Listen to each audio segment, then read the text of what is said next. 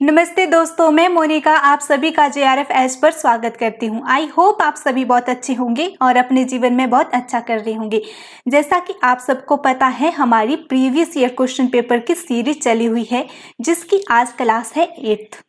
इससे पहले हमने 7 क्लासेस कवर कर ली है, जिसमें हमने यूजीसी नेट कॉमर्स पेपर 2 के प्रीवियस ईयर क्वेश्चन पेपर को डिटेल एक्सप्लेनेशन के साथ सॉल्व किया है और समझा है। साथ ही साथ अपनी एनालिटिकल थिंकिंग को भी डेवलप किया है। तो आज की इस क्लास में हम डिस्कस करने वाले हैं यूजीसी नेट कॉमर्स जून में जो हमारा इवनिंग शिफ्ट में क्वेश्चन पेपर है, उसको सॉल्व करेंगे। तो इस क्वेश्चन पेपर की पहले भी 2 क्लासेस हो चुकी हैं, आप उन्हें चेकआउट कर सकते हैं और साथ ही साथ जितने भी अब तक क्लासेस हुई है, आप उनको सबको चेकआउट कीजिए। इससे आपकी प्रेपरेशन बूस्ट होगी और आपके एग्जामिनेशन में काफ़ी मदद मिलेगी। जैसा कि आप सबको पता है कि हाँ, इस चैनल पर हर रोज़ शाम 6 बजे क्लास अपलोड कर दी जाती है, तो आप उसे चेकआउट कर सकते हैं। अगर आप चाहते हैं कि आप तक ये नोटिफिकेशन सबसे पहले पहुंचे, तो आप मेरे चैनल को सब्सक्राइब कर सकते हैं। आप लाइक कर सकते हैं, जिससे मेरा मोटिवेशन और मोराल दोनों बढ़ेगा, जिससे कि मैं आपके लिए हर रोज़ पूरी एनर्जी के साथ कंटेंट लेकर आऊं और आपके एग्जामिनेशन की नैया को पार कर दूं। तो जेआरएफ तो हमें इस बार लेकर ही आना है, तो इसी प्लेज के साथ स्टार्ट की है ये सीरीज। जब तक आपका एग्जाम नहीं हो पाता, तब तक हर रोज प्रीवियस ईयर क्वेश्चन पेपर को सॉल्व कर दिया जाएगा। ओके, तो चलते हैं, बातें बहुत होगी अपने फर्स्ट क्वेश्चन की तरफ। तो फर्स्ट क्वेश्चन हमसे क्या कह रहा है? क्वेश्चन कहता है कि published by the UNDP the HDI is summary measure of human development. It's measure the achievements of a country in 3 basic dimension of human development and include the flowing. तो जो पहला क्वेश्चन कहता है कि publish, जो UNDP के द्वारा publish किया गया है ह्यूमन डेवलपमेंट इंडेक्स, तो इसमें आप बताएं कि इसमें ऐसे 3 डायमेंशन बताए गए हैं जो ह्यूमन डेवलपमेंट को बताता है और अचीवमेंट मेजर करता है एक कंट्री की। जो यूएनडीपी है, ये है एक united national development programme. UNDP, united national development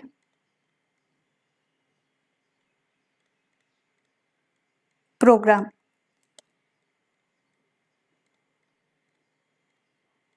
जिसमें कि 170 कंट्रीज है और टेरिटरी है।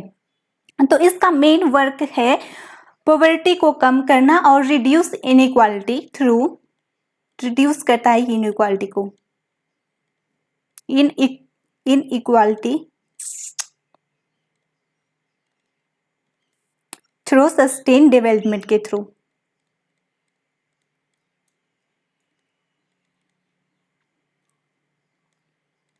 सस्टेनेबल डेवलपमेंट के थ्रू ये क्या करता है? पूरी की भी पॉवर्टी को रिड्यूस करता है और इनइक्वालिटी को कम करने की कोशिश करता है। यहाँ पर मैंने स्पेलिंग ही मिस्टेक कर दी। तो ये कहता है कि इसके द्वारा पब्लिश किया गया जो ह्यूमन डेवलपमेंट इंडेक्स है, किन 4 डायमेंशन को इंक्लूड करता है जो एक कंट्री की अचीवमेंट को बढ़ाते हैं।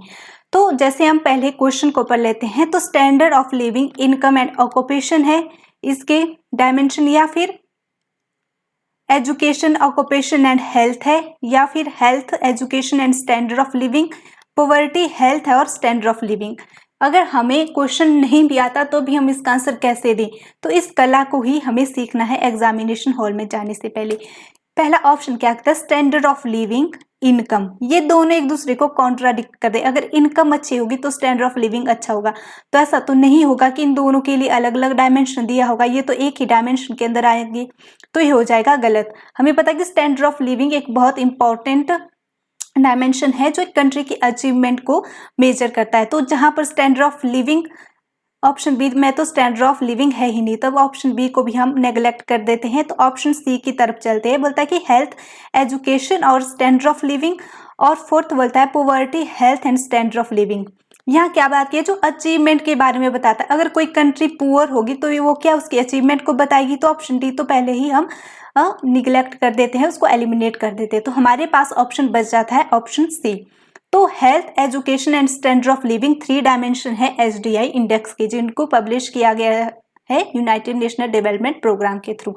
ओके, तो अब इसका आंसर हो जाएगा हमारा ऑप्शन 3। अब आते हैं हम अपने नेक्स्ट क्वेश्चन की तरफ। नेक्स्ट क्वेश्चन है आपका बिजनेस इकोनॉमिक्स से। नेक्स्ट क्वेश्चन हमसे कह रहा है कि which of following shape are used to describe the long run average cost curve.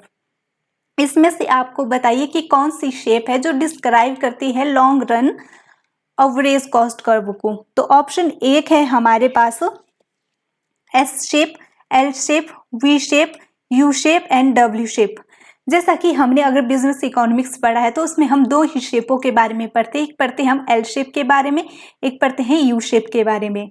ये तो हमें पहले ही पता है, जब भी हम बिजनेस इकोनॉमिक्स की बात करते हैं तो हमारा सीधा आंसर हो जाएगा बी और डी। एल शेप और यू शेप दोनों ही डिस्क्राइब करते हैं long run average cost curve को, तो आंसर हो जाएगा हमारा बी और डी।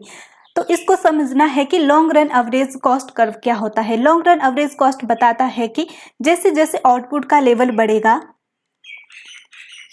आउटपुट बढ़ेगा, वैसे वैसे हमारी जो कॉस्ट पर यूनिट कम होती जाएगी। ये आउटपुट इंक्रीज होगा तो हमारी कॉस्ट पर यूनिट डिक्रीज हो जाएगी। तो ये कहता है इस रिलेशन शो। तो हमारा एल शेप का क्या कहता है, एल शेप कर्व होता है हमारा, कर्व तो पता नहीं कैसा बना, तो एक साइड होती है हमारी कॉस्ट, ये हो गया हमारी कॉस्ट, एवरेज कॉस्ट, ये हो गया हमारा आउटपुट। बेसिक अजम्पशन क्या है, जो मतलब लॉन्ग रन एवरेज कॉस्ट होता है कि जैसे जैसे हम अपनी आउटपुट को एक लंबे समय तक बढ़ाते हैं, धीरे धीरे हमारी कॉस्ट पर यूनिट कम होती जा रही है। तो एल शेप भी ये कहता है कि जैसे जैसे हमारी आउटपुट बढ़ती है, अगर हमारी आउटपुट 1 है तो हमारा कर्व ऐसे 1 है, जैसे 1 है तो हमारा कर्व, आउटपुट ये है तो हमारा कर्व वैसे वैसे जैसे जैसे हमारी कॉस्ट बढ़ रही है, कॉस्ट ज़्यादा है तो आउटपुट भी हमारे पास अभी 1 है। जैसे जैसे आउटपुट बढ़ रहा है, आउटपुट 2 हो गया, 3 हो गया, 4 हो गया, 5 हो गया, तो वैसे वैसे हमारा क्या होगा, कर्व धीरे धीरे नीचे की तरफ आएगा। तो ये बन जाएगा ऐसे एल शेप का। ओके, यहाँ पर तो अच्छे तरीके से नहीं बना, पर ये बन जाएगा एल शेप का। दोबारा से बना देती हूँ ऐसे, यहाँ पर हमारी कॉस्ट आ जाएगी और यहाँ पर आ जाएगा हमारा आउटपुट।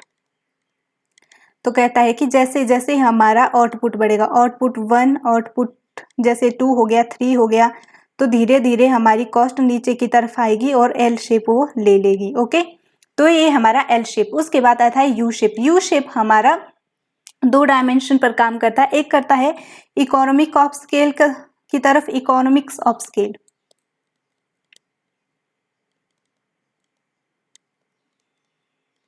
और दूसरा है diseconomic of scale, of scale. ये क्या कहता है कि इसका भी सिंपल है, हमें बेसिक तो पता है। जैसे कि ये हो गया हमारा यू शेप कर्व, इसको मैं थोड़ा अच्छा ही बनाऊंगी, आई होप। इसके लिए मैं रंग भी ब्लैक ही लेती हूँ। जैसे कहता है कि इकोनॉमिक ऑफ स्केल, पहले हमारा अगर इकोनॉमिक ऑफ स्केल का मतलब होगा है जब हम रिसोर्स का यूटिलाइजेशन अच्छे तरीके से करते हैं, और जब हम इम्प्रॉपर रिसोर्स का यूटिलाइजेशन करते हैं।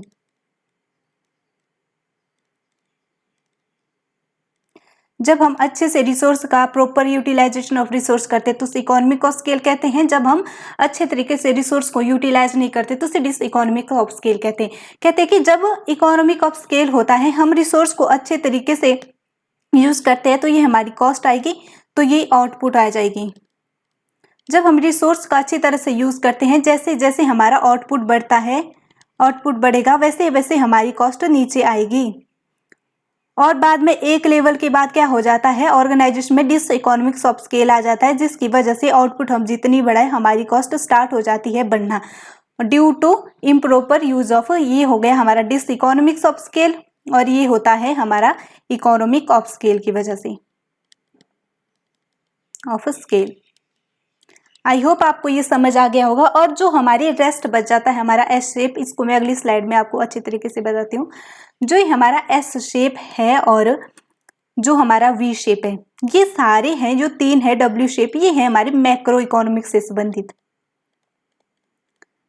जो हमारी माइक्रो इकोनॉमिक्स से संबंधित है एल और यू शेप, जो कि एक ऑर्गेनाइजेशन के बारे में, एक फर्म के बारे में बताती किस तरह की आपकी कॉस्ट बढ़ती है घटती, तो ये करते एक मैक्रो की बात। जो हमारा एस एस शेप है, ये पॉपुलेशन के बारे में बताता है। ये पॉपुलेशन के बारे में बताता है कि एक लेवल होता है जब पॉपुलेशन धीरे धीरे बढ़ती है, धीरे धीरे बढ़ेगी, लेकिन कुछ टाइम बाद इसमें रैपिड चेंज आ जाता है और रैपिड तरीके से ये बहुत ज़्यादा बढ़ती रहती है। और जो हमारा वी शेप होता है, वी शेप बताता है हमारा रिसेशन के बारे में।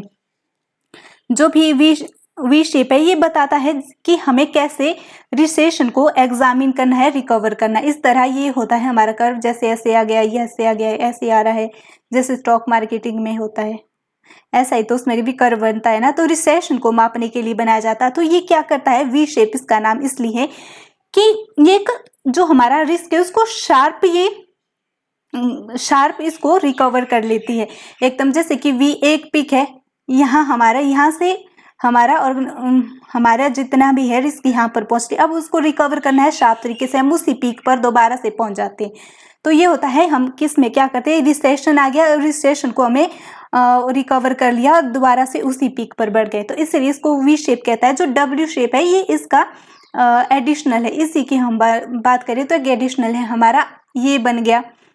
यहाँ पर हमारा क्या होता है, रिसेशन आ रहा था और हमें उसको पूरा कर लिया रिकवर, तो इसके बाद दोबारा से क्या हो जाता है, दोबारा से ये साइकिल रिपीट होता है। और उसके बाद जो रिसेशन पीरियड यहाँ पर आउट हो गया, रिसेशन पीरियड आउट होने के बाद जब हमारा रिसेशनरी पीरियड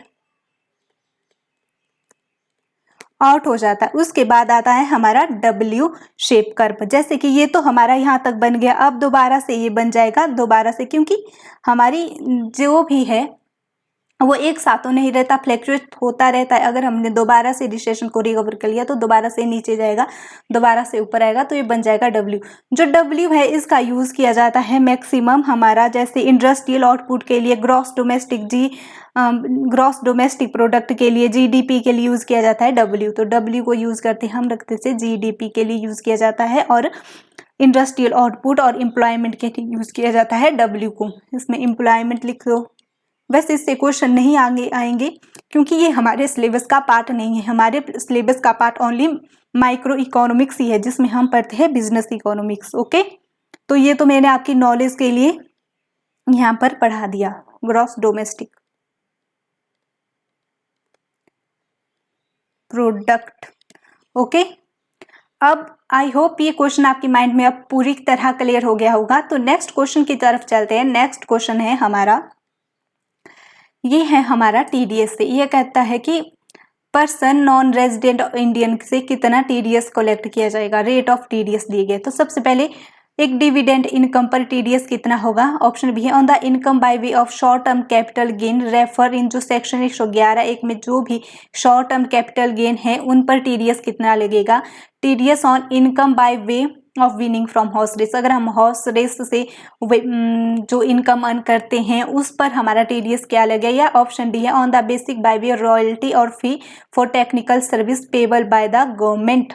तो सबसे पहले हमारे माइंड में ये हमें क्लियर होता है, हर एक पर्सन को ये पता ही होता है, जैसे कि विनिंग ऑफ हॉर्स प्रॉपर्टी या स्पेकुलेशन हो गया, जैसे कि कहीं भी स्पेकुलेट करते हैं हम, लॉटरी जीत ली, या जैसे कि आजकल ड्रीम 11 पर सब क्या लगाते हैं, सट्टा लगाते हैं, तो उस पर भी जितना भी आपको अमाउंट मिलेगा उस पर आपको टीडीएस कितना लगता है, तो उस पर टीडीएस लगता है हमारा 30%। जितने भी हम हॉर्स, चाहे हॉर्स रेस से हम जीते या कोई भी स्पेकुलेशन हो गया, लॉटरी हमें जीत ली, तो उससे हमें क्या मिलता है 30%, उस पर हमें टीडीएस हमें देना पड़ता है। तो ऑप्शन सी का एक कहाँ पर है, तो कई बार ऐसे क्वेश्चन आते हैं कि ऑप्शन सी का 3 जगह है। अब यहाँ पर हमारे लिए आंसर पकड़ पाना थोड़ा और मुश्किल हो जाता है। अगर इसके बाद हमें दूसरा ऑप्शन, अगर हम फर्स्ट ऑप्शन की तरफ जाते हैं जो डिविडेंड, जैसे हमें पता है डिविडेंड पर टीडीएस होता है 20%, अगर हमें इन दोनों के बारे में भी पता है तो हमारा आंसर आ जाएगा। अब हमें पता है कि सी का तो 1 है और जो एक है, ए का ऑप्शन होने वाला है हमारा 3, तो एक का 3 एक ही जगह है। अगर आपको रेस्ट 2 के बारे में, टीडीएस के रेट के बारे में नहीं पता तो भी आपका आंसर इजीली आ जाएगा।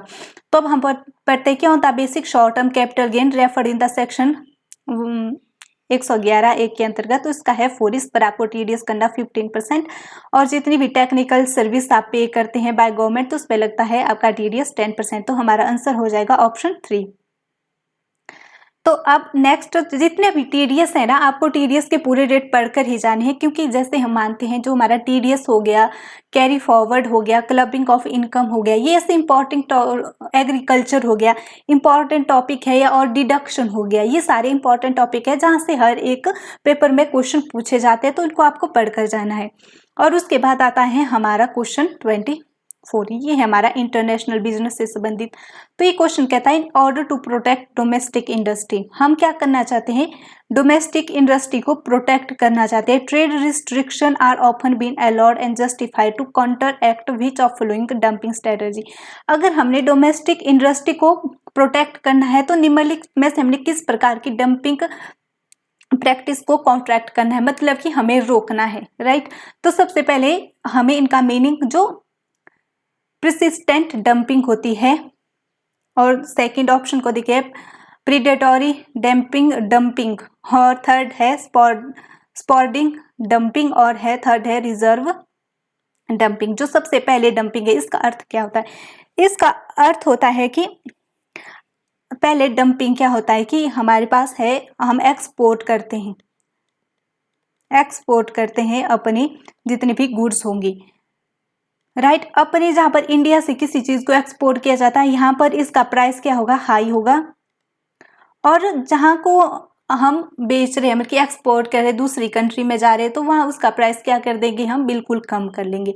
जैसे कि हम चाइना के जितने भी माल होता है, जो भी आता है वो सस्ता होता है, तो वो क्या करता है, डंपिंग करता है। इसका मेन जो ऑब्जेक्टिव होता है कि वहाँ की जो डोमेस्टिक इंडस्ट्री है उनको एक तरह से क्या किया जाता है, ख़त्म कर दिया जाता है, और ज़्यादा से ज़्यादा प्रॉफिट अर्न कर दिया जाता है। तो इसका मेन ऑब्जेक्टिव यही होता है। वैसे डंपिंग एक क्या है, एक रिस्ट्रिक्टिव ट्रेड प्रैक्टिस है, राइट। जो प्रेसिस्टेंट डंपिंग है, इसमें क्या किया जाता है, इसमें जो जैसे तो हमें पता है कि प्राइस कम कर दिया जाता है, एकदम जो इसका प्रोडक्शन प्राइस है, प्रोडक्शन प्राइस से भी कम प्राइस पर वस्तुओं को बेचा जाता है दूसरी कंट्री में, अनदर कंट्री में। लेकिन इसमें जो प्राइस है, ये लॉन्ग टर्म तक कम ही रखते हैं। ऐसा किन देशों में होता है, जहां पर डिमांड आपकी रेगुलर है। कोई भी प्रोडक्ट अगर उसकी डिमांड आपके पास रेगुलर है, तो ये हमेशा के लिए वो अपना प्राइस कम करके चलते हैं और लंबे समय तक डंपिंग करते हैं, जहां पर की डिमांड क्या है, रेगुलर है। और जो था जी प्रेडेटोरी डंपिंग, ये कहती है कि भाई ऐसी डंपिंग ये थोड़े समय के लिए किया जाता है, थोड़े समय के लिए, थोड़े टाइम के लिए, टेम्पररी इसको डंपिंग कहा जाता है। इसमें क्या किया जाता है, आपका जो प्राइस है उसे इतना कम कर देंगे, पूरे के पूरे जितने भी कंपटीटर हैं उनको एलिमिनेट कर देंगे। प्राइस ये कॉस्ट प्राइस से भी कम कर देंगे, कॉस्ट प्राइस से कम प्राइस करेंगे, क्योंकि वो कंपटीटर को पूरी तरह एलिमिनेट कर देते हैं, और उसके बाद इनकी हो जाती है मोनोपोली ये हासिल कर देते हैं दूसरी कंट्री में, और बाद में दोबारा से प्राइस को हाई कर देते हैं। ये होता है हमारा प्रेडेटोरी डंपिंग। और उसके बाद आता है स्पोर्डिंग डंपिंग। तो इसका क्या होता है, ये होती है मैक्सिमम ये की जाती है, जैसे कि अगर आपका हो गया, ये ओकेजनली की जाती है, हर बार नहीं की जाती।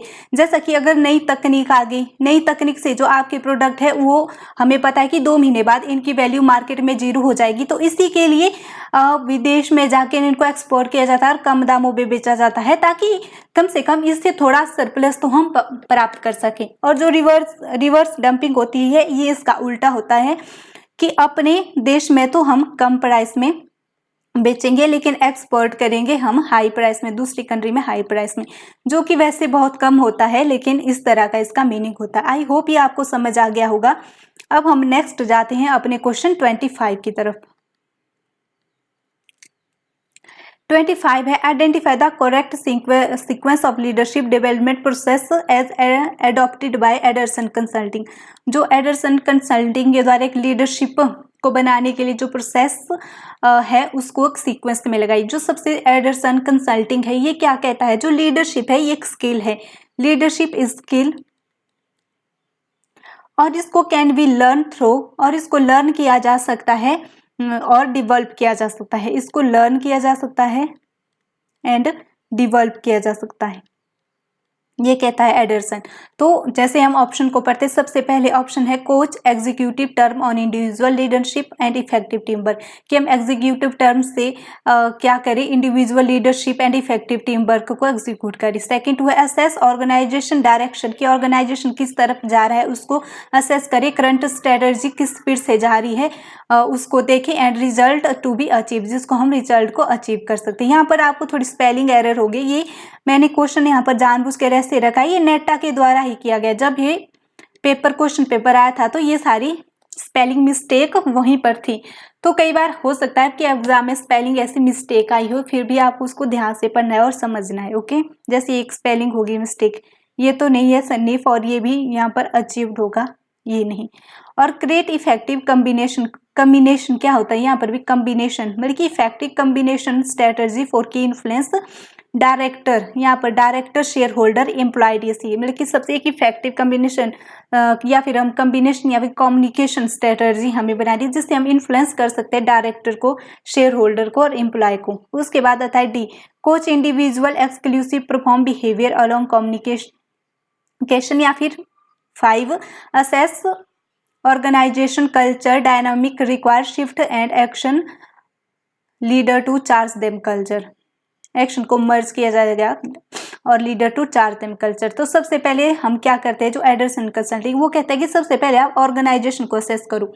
तो सबसे पहला ऑप्शन आता है असेस द ऑर्गेनाइजेशन। तो बी कहाँ है हमारे पास, बी एक ही जगह, जैसे कोई भी है हर लेवल नीचे से ऊपर तक जाएगा। जैसे अगर सबसे पहले हम ऑर्गेनाइजेशन को असेस करेंगे, राइट, उसको असेस करेंगे, उसके पूरी की पूरी डायरेक्शन की किस तरह वो डायरेक्ट जा रहा है, ऑर्गेनाइजेशन को जान लिया। उसके बाद हमारा नेक्स्ट स्टेप होगा हम ऑर्गेनाइजेशन के कल्चर को जाने, ऑर्गेनाइजेशन कल्चर, ऑर्गेनाइजेशन को कल्चर को भी हमने जान लिया। उसके बाद हम ऑर्गेनाइजेशन को हमने डायरेक्शन को भी जान लिया, ऑर्गेनाइजेशन कल्चर को भी जान लिया। अब उस ऑर्गेनाइजेशन में काम कर रहे इंडिविजुअल, हम नीचे से ऊपर की तरफ ही जाते, इस तरह ही आपको सीक्वेंस वाले क्वेश्चन फॉलो करने हैं जो जैसे होंगे। अब हम करेंगे इंडिविजुअल को कोच, इंडिविजुअल को हमने कोच कर लिया। उसके बाद अब कोच करेंगे executive term on individual, coach करेंगे एग्जीक्यूटिव को, इंडिविजुअल के बाद वही आ जाती है। और लास्ट में हम क्या करेंगे, एक इफेक्टिव कम्युनिकेशन स्ट्रेटजी, लास्ट में हम एक इफेक्टिव कम्युनिकेशन स्ट्रेटजी को बनाएंगे। ओके, तो अब हमारा आंसर क्या हो गया, तो इसी के द्वारा सबसे पहले हम बी, ई, डी, ए और सी, ऑप्शन 4 हमारा करेक्ट आंसर हो जाएगा। अब आते हैं हम नेक्स्ट क्वेश्चन की तरफ। नेक्स्ट क्वेश्चन है हमारा ये पोस्ट परचेज बिहेवियर। ये कहता है कि क्वेश्चन हमसे कह रहा है कि post purchase consumer invariably experience cognitive dissonance which of refer to, कि हमने पोस्ट परचेज कर ली, एक कंज्यूमर चला गया एक परचेज करके और उसके दिमाग में फिर कुछ दिमागी खुराफात चलते रहते हैं, मतलब कि दिमाग में उसका डिसऑनेस्ट चल रहा रहता है, एक प्रकार का संघर्ष रहता है अपनी परचेज के बारे में। तो वो कैसी फीलिंग है, फीलिंग ऑफ हैप्पीनेस। अगर हैप्पीनेस तो बिल्कुल ही नहीं है हमारे पास, यहाँ पर दिमागी अशांति फैली हुई है, तो हैप्पीनेस तो दूर दूर तक नहीं है, तो ये हमारा करेक्ट आंसर नहीं होगा। गेटिंग एंग्री विद फर्म, हाँ हम इसको कर सकते हैं कि हाँ वो एंग्री हुआ हो, लेकिन ये डिसऑनेस्ट की बात करती है। फिर भी हम थर्ड ऑप्शन पर जाते हैं, a feeling of uncertainly about making the right decision, या फिर अ सेफ एक्सट्रीम सेटिस्फेक्शन, ये भी नहीं हो सकता, मतलब कि पहला ऑप्शन और तीसरा ऑप्शन तो आउट ऑफ कंटेक्स्ट है। अब हमारे पास बचता 2। अब हम खुद को लेकर कभी हम शॉपिंग करने जाते हैं और वहाँ पर हम देखते हैं और मन एकदम से हम अपनी इच्छा को जागृत कर देते हैं और किसी प्रोडक्ट को खरीद देते हैं, और साथ ही साथ वो प्रोडक्ट महंगा भी हो जाता है। हम क्या लेते हैं, एक प्रकार से रेशनलिटी के साथ नहीं लेते, बल्कि एक इम्पल्सिव डिसीजन लेते हैं। कई बार इम्पल्सिव डिसीजन ले लेते हैं परचेज के बारे में। जैसे हमने वो ले लिया, उसके 1-2 घंटे बाद हमारे दिमाग में चलता रहता है, यार मैंने ये सही किया कि नहीं किया, क्या मेरा ये राइट डिसीजन था, एक तो मैंने इतना महंगा ले लिया, क्या ये मेरे लिए वर्क करेगा, मैंने ले लिया, घर में मैं क्या बताऊंगी। तो ये हो गया हमारा कॉग्निटिव डिसऑनेस्ट। फर्म से एंग्री तो हम तब होंगे अगर हमने प्रोडक्ट अपनी इच्छा से लिया था, बहुत ही प्यार से लिया था, और घर में देखा कि वो हमारे लिए यूजफुल नहीं या फिर कोई डिफेक्टिव है। ओके, जैसे कि आपने क्या कर लिया, अमेजोन से कोई भी प्रोडक्ट मांग लिया और उसमें आपको घर में एक रॉन्ग ही प्रोडक्ट आ जाता है, तो वो क्या होता, हम एंग्री होंगे फर्म के या फिर उस साइड के प्रति। ओके, लेकिन एक कंग्रेटिव डिसऑनेस्ट तब आएगा जब हमारे मन में अनसर्टेनिटी होगी अपनी डिसीजन को लेकर। तो ये क्वेश्चन है, तो इसका आंसर आ जाएगा हमारा ऑप्शन 3। अब आते हैं हम क्वेश्चन नेक्स्ट की तरफ। तो क्वेश्चन नेक्स्ट है हमारा कि a business has been discontinue in previous year 2021 by the business loss. एक बिजनेस है, उसने अपना काम डिसकंटिन्यू कर दिया है। अब उसका जो बिजनेस लॉस है उसका हम क्या करें? बिजनेस लॉस तो होते हैं। अब हम पढ़ते हैं, can we carry forward and set off against profit gains of business and profession. अब उस लॉस को हम कैरी फॉरवर्ड करेंगे और उसको हम पूरा करेंगे, जो भी प्रॉफिट हमें gains profit from gain of business and profession से हो रहा है, या फिर हमें can we set off against income from business और प्रोफेशन से करें, या फिर कोई अन्य जो भी 5 हेड है उनमें से एक में करेंगे। और थर्ड है, can we carry forward as set off और इंडेफिनेट पीरियड, कि लंबे समय तक हम उसे कैरी फॉरवर्ड करते रहेंगे जब तक कि business whether business is carried और डिसकैरिड, या फिर अगर हमारा बिजनेस चला हो या फिर वो डिसकंटिन्यू हो गया। ऑप्शन 4 है, can we carry forward and set off 6 year whether business is carried or discontinued. तो अगर हमने थोड़ा सा भी पढ़ा है जो carry forward, set off and carry forward, तो हमें पता है जो भी हमारा पीजीबी मतलब कि जो भी हमारा profit of gains from business and profession, इससे हमें जितना भी लॉस होता है, अगर हमें लॉस हो जाएगा तो उससे हम करेंगे, उसको हम पूरा करेंगे, या फिर हम कर सकते हैं उसे किसी भी हेड के अंतर्गत एक्सपेक्ट सैलरी के अलावा हमारे पास जितने भी हेड है उससे हम इसमें हुए लॉस को पूरा कर सकते हैं। तो हमारा ऑप्शन बी तो पहले गलत हो गया कि एनी अदर हेड, नहीं, एक्सपेक्ट सैलरी के अलावा जितने भी हेड है उससे हम जो हमें लॉस हुआ है उसको पूरा कर सकते हैं। अब हमारे पास ऑप्शन आ जाता है 4, ऐसा इनडेफिनेट पीरियड भी नहीं है और 6 ईयर तो एग्जिट ही नहीं करता। हमारा जो भी एग्जिट है हमारा मतलब कि जो भी हमारे कैरी फॉरवर्ड के रूल और रेगुलेशन है उसके अंतर्गत हम 8 ईयर और 4 ईयर तक ही अपने मतलब कि स्पेसिफिक अलग अलग बिजनेस के लिए कि हम या फिर 8 ईयर के लिए उसे आगे चलाएंगे या फिर 4 ईयर के लिए। लेकिन यहाँ पर है एक जो भी हमारा तो इसलिए हमारा ये तो हो जाएगा ऑप्शन डिलीट, और यहाँ पर ये ऑप्शन भी डिलीट। लेकिन यहाँ पर बताओगे जो भी अनऑब्जर्व्ड लॉसेस होंगे, अनऑब्जर्व्ड जितने भी अनऑब्जर्व लॉसेस हैं जो फ्रॉम हुए हमारे बिजनेस लॉसेस से, जो बिजनेस से हमें लॉसेस हुए लेकिन वो अनएब्जॉर्व है, उनको एब्जॉर्व नहीं किया सकता, उसे हम आगे 8 ईयर के लिए ले जा सकते हैं, 8 ईयर के लिए ले जा सकते हैं और उन्हें हम पूरा करेंगे profit and gain from business and profession से। ओके, तो इसका करेक्ट आंसर हो जाएगा हमारा ऑप्शन ई, उसको हम can be carry forward and set off against profit and gain of business and profession.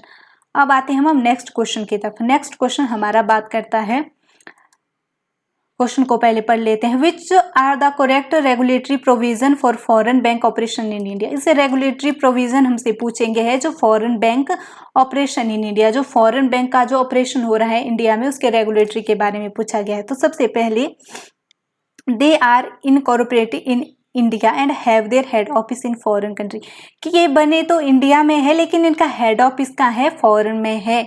तो ये तो हमें देखते ही गलत लग रहा है कि भाई जो फॉरेन बैंक है ये तो हमें पता है कि ये इनकॉर्पोरेट भी हुए हैं, स्थापित भी फॉरेन में हुए हैं, हेड ऑफिस भी फॉरेन है, सिर्फ इंडिया में आके ऑपरेशन इसका हो रहा है, राइट। तो पहले तो हम देखते हैं इसको गलत कर लेंगे। फिर हम नेक्स्ट को पढ़ते हैं, foreign bank since 2002 has been allowed to set up their subsidies in India, कि 2002 के बाद फॉरेन बैंक को अलाउ किया गया है कि वो अपनी सब्सिडीज इंडिया में खोल सकते हैं। तो ऑप्शन सी है, the foreign bank are allowed to operate in India if they are not financially sound. अगर हमने ये स्टेटमेंट पढ़ी तो हमें क्या लग रहा है कि एक तो वो फाइनेंशियली साउंड नहीं है और फिर भी वो हम चाहते हैं कि इंडिया वाले को अलाउ किया कि वो इंडिया में चले।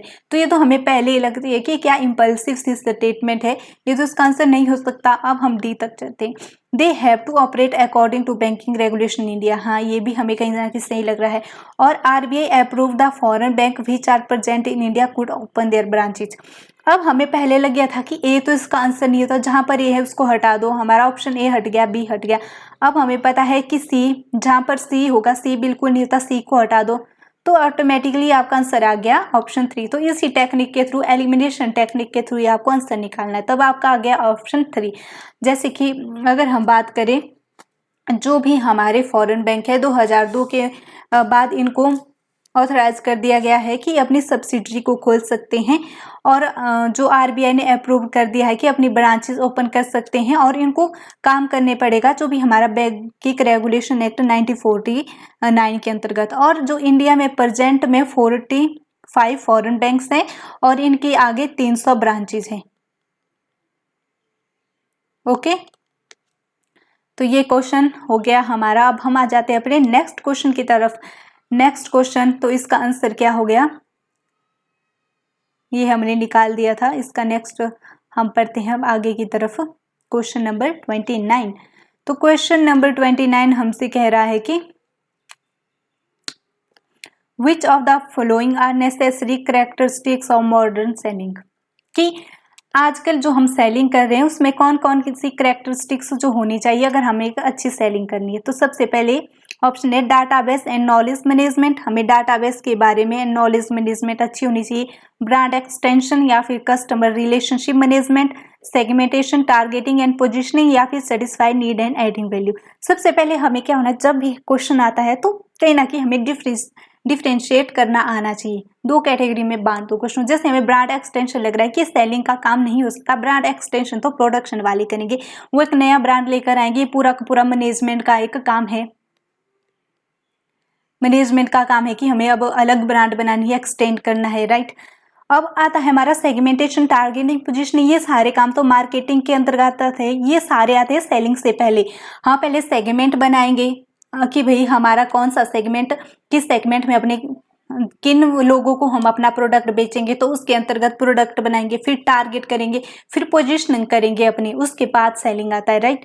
तो ये भी हमारा ऑप्शन डिडक्ट हो जाता है। अब हमें पता है कि बी और जो डी नहीं हो सकता, जहां पर बी है उसको पहले क्या करो, डिडक्ट करो, जहां पर डी आता है उसको भी एलिमिनेट करो। ऑप्शन क्या बचा था, ए।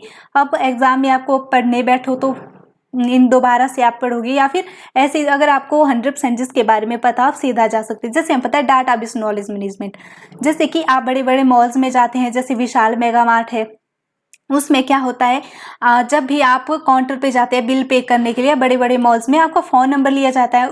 क्यों पढ़िए उनको आपका फ़ोन नंबर लेने की, वो इसलिए कि जो व्यक्ति गया वो कितनी बार, कितना कंसिस्टेंट है हमारे साथ, वो कितनी बार आता है हमारे पास शॉपिंग करने के लिए, वो कितनी बार रिपीट करता है, और जैसे वो 1 महीने में 2 बार आया, 3 बार, या फिर कभी कभी आ रहा है, या कोई, इससे क्या होता है वो टारगेट कहते हैं कि कस्टमर पहली बार आया है, तो वो क्या करते हैं धीरे धीरे डाटाबेस के थ्रू मतलब कि कैटेगराइज करते हैं अपने सारे कस्टमर को। तो ये सेलिंग के लिए इंपॉर्टेंट है। कस्टमर रिलेशनशिप मैनेजमेंट, ये भी इंपॉर्टेंट है। और सेटिस्फाई नीड को सेटिस्फाई करना और वैल्यू एड करना भी मॉडर्न सेलिंग की एक एसेंशियल कैरेक्टरिस्टिक्स है। तो हमारा नेक्स्ट क्वेश्चन है अब 30 क्वेश्चन। तो 30 क्वेश्चन जी हमारा क्लास का लास्ट क्वेश्चन होने वाला है, क्योंकि मैंने आपको पहले ही बताया गया है कि हम 10 क्वेश्चन हर एक क्लास में सॉल्व करेंगे। 10 क्वेश्चन इज इक्वल टू 30 या मोर देन 30 कॉन्सेप्ट। मैं चाहती हूँ कि हर दिन आप जितने भी कॉन्सेप्ट को पढ़ते हैं उन्हें आप अच्छी तरह से रिवीजन करें और समझें। पढ़ाने को तो एक साथ बहुत सारे भी पढ़ा सकती हूँ, 50 क्वेश्चन आज कर लिए, ऐसा नहीं है कि मैं सिर्फ क्वेश्चन पढ़ूँ आंसर पढ़ूँ। मैं चाहती हूँ कि आपको ये अच्छी तरीके से समझ भी आनी चाहिए, राइट। अगर आपने ये 30 कॉन्सेप्ट अगर हर दिन आपकी स्टडी के एडिशनल आपको मिल रहे हैं, 30 कॉन्सेप्ट आप पढ़ पा रहे हो, 30 कल ऐड होने हो जाएंगे और 10 दिनों में हमारा पूरा क्वेश्चन पेपर सॉल्व हो जाएगा।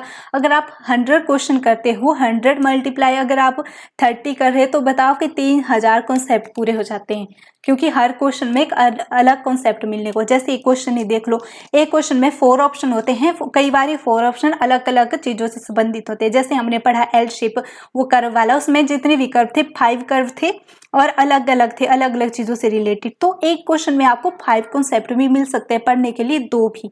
तो क्वेश्चन पेपर को इस तरह से मैं आपको सॉल्व करवाना चाहती हूँ। तो चलिए अब बातें होंगी हमारी अब हम आते हैं अपने क्वेश्चन की तरफ। ये बोलते हैं कि एज इकोनॉमी वीकेंड्स, इकोनॉमी हमारी कमजोर है, वन वुड एक्सपेक्ट, तो हम क्या करते हैं, इन्वेस्टमेंट इन ऐसे डैश डैश फंड में हम इन्वेस्ट करते हैं जो इंक्रीज करें, जो हमारे फंड को इंक्रीज करे, ऐसी इन्वेस्टमेंट जो हमारे फंड को इंक्रीज करे, एंड इन्वेस्टमेंट इन ऐसी जगह हम इन्वेस्ट करें जो हमारे फंड को डिक्रीज करता है। तो हमें बताइए, हमारी जब इकोनॉमी वीक है तब हम क्या करें, या हम लॉन्ग टर्म में, पहले लॉन्ग टर्म में हम क्या करते हैं, अपने इन्वेस्ट कर सकते हैं, तो इससे हमारा फंड इंक्रीज होगा, नहीं, प्रेजेंट में तो अभी नहीं होगा, राइट।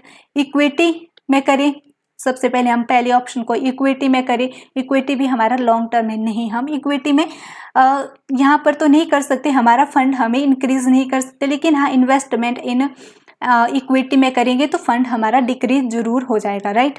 उसके बाद है मनी मार्केट और municipal bonds and market mutual fund.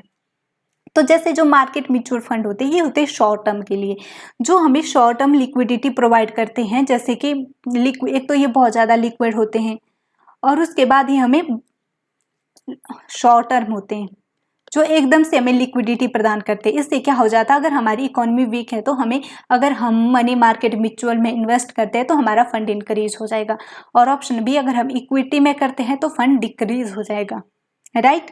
तो इसी के साथ हमारी क्लास खत्म होती है और हमारा आंसर है ऑप्शन सी। आई होप आपको ये सेशन अच्छे लग रहे होंगे। बीच बीच में मुझे लगता है मैं मिस्टेक कर रही हूँ, वैसे समझाने में तो मैं कोई मिस्टेक नहीं कर सकती, हाँ अगर हो भी रही हो तो इसके लिए मैं आई एम सॉरी चाहती हूँ। आप कमेंट कीजिए और बताइए कि जहाँ आपको लग रहा है कि मुझे इम्प्रूव करना चाहिए और आप चाहते हैं कि मैं किसी अन्य कंटेंट पर, क्या फिर अगर आप ऐसा टॉपिक चाहते हैं जो आपको समझ नहीं आ रहा है, मैं उसके ऊपर भी वीडियो बनाकर ले आऊँगी। तो ये मेरे लिए बहुत इंपॉर्टेंट है। हमारी इंट्रैक्शन का एक ही जरिया है कमेंट, अगर आप कमेंट करेंगे तभी तो मुझे पता लग रहा है कि आपको मेरी वीडियो कैसे लग रही है, राइट। सब्सक्राइब कर सकते हैं आप, लाइक करके मेरा मोटिवेशन बढ़ता है, मोरल बढ़ता है। आप शेयर कर सकते हैं अपने फैमिली फ्रेंड के साथ जो भी यूजीसी नेट एग्जाम की प्रेपरेशन कर रहे हैं। तो इससे क्या हो जाएगा, इससे एक ये हो जाएगा, शेयरिंग इज ऑलवेज केयरिंग, कि आप दूसरों की भी केयर करते हो, राइट। और ये भी आप बताता है कि आप कितने हम्बल हैं। तो इसके साथ आज का सेशन खत्म होता है, हम कल मिलेंगे, इससे नेक्स्ट क्लासेस हम कल करेंगे। Okay, I hope you enjoy the session और आपको लिए ये बहुत इंफॉर्मेटिव लगा होगा। Okay, bye bye.